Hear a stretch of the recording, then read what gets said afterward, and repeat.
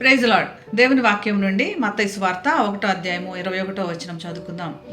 ఆమె ఒక కుమారుని కనును, తన ప్రజలను వారి పాపముల నుండి ఆయనే రక్షించును గనుక ఆయనకు యేసు అని పేరు పెట్టవలెను.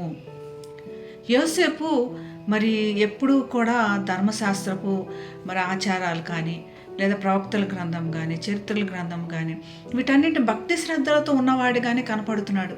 కానీ దేవుని యొక్క ఆశీర్వాదములు, దేవుని యొక్క ప్రవచనాలు నెరవేరుతున్నాయి అనేటప్పటికీ తను ఒక సందేహంలో, సందిగ్ధంలో, లేదా ఆశ్చర్యంలో, భయంలో మునిగిపోయాడు. తన పరిస్థితి ఎలా ఉందంటే అయోమయం పరిస్థితిలోకి వెళ్ళిపోయాడు. దేవుని యొక్క వాగ్దానములు నెరవేరుతాయి అన్నది తను ఎంతగా చదువుతున్నా, ఎంతగా వాటి గురించి ధ్యానం చేసినా నిజంగా జరుగుతుంది అనేటప్పటికీ యోసేపు కూడా అంగీకరించలేనటువంటి పరిస్థితిలో ఉన్నాడు. దేవుడు ఎన్నో గొప్ప వాగ్దానములు చేసినప్పుడు మరి మనం ఆ ఆశీర్వాదములు, ఆ వాగ్దానములు నెరవేరుతున్నాయి అన్నప్పుడు వాటిని అంగీకరించగలుగుతున్నామా, లేదా యోసేపులాగా సందేహంలో వెళ్ళబోతున్నామా?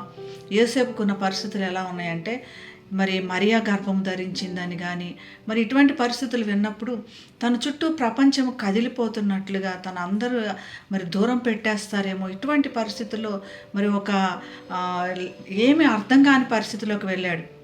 అటువంటి పరిస్థితుల్లో మరి యేసు అనుగ్రహించబడుతున్నాడు అన్న విషయం మనం గ్రహించాలి.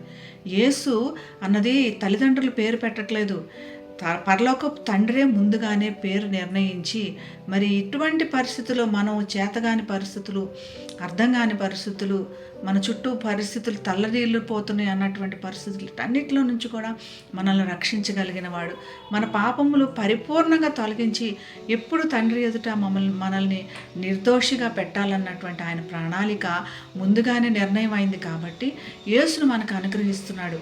మనం ఎటువంటి పాపంలో ఉన్నా, క్షమించబడలేనటువంటి పాపంలైనా, మనల్ని ఎవరు అంగీకరించలేనటువంటి అంతటి దోషాలైనప్పటికి కూడా దేవుడు మనల్ని క్షమించి, రక్షించి మరి ఆశీర్వదిస్తానంటున్నాడు. అటువంటి ఆశీర్వాదం మనం అందరం పొందుకుందాం, ప్రార్థన చేసుకుందాం.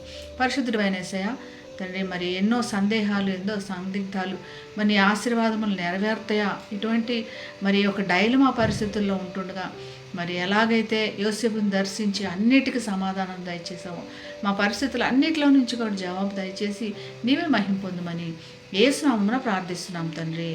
ఆమేన్. Have a blessed day. God bless you.